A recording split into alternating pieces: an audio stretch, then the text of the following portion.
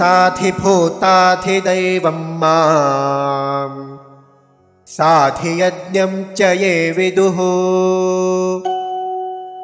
प्रयाणकालेऽपि च मां ते विदुर्युक्तचेतसः। इति श्रीभगवद्गीतायां श्रीकृष्णार्जुनसंवादे ज्ञानविज्ञानयोगो नाम 7मोऽध्यायः।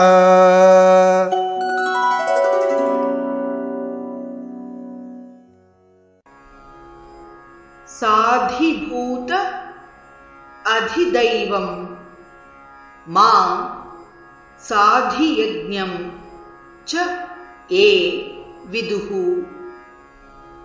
प्रयाणकाले अपि च मां ते विदुः युक्तचेतसः। साधिभूताधिदैवं मां साधिभूताधिदैवं मां साधियज्ञं च ये विदुः साधियज्ञं च ये विदुः प्रयाणकालेऽपि च मां प्रयाणकालेऽपि च मां ते विदुर्युक्तचेतसः ते विदुर्युक्तचेतसः। साधिभूताधिदैवं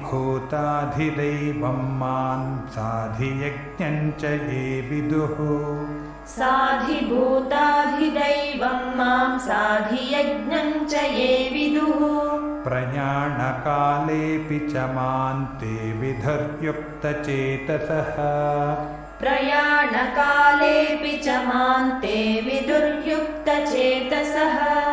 साधिभूताधिदैवं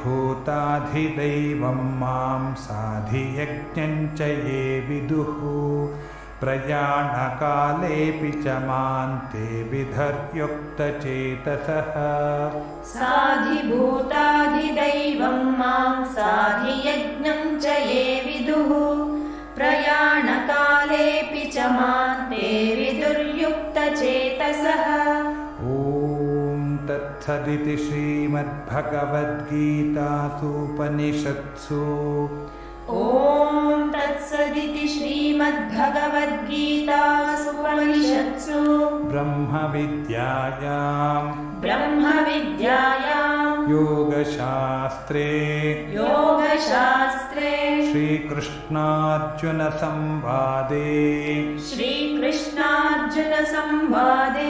ज्ञानविज्ञानयोगो नाम 7मोऽध्यायः।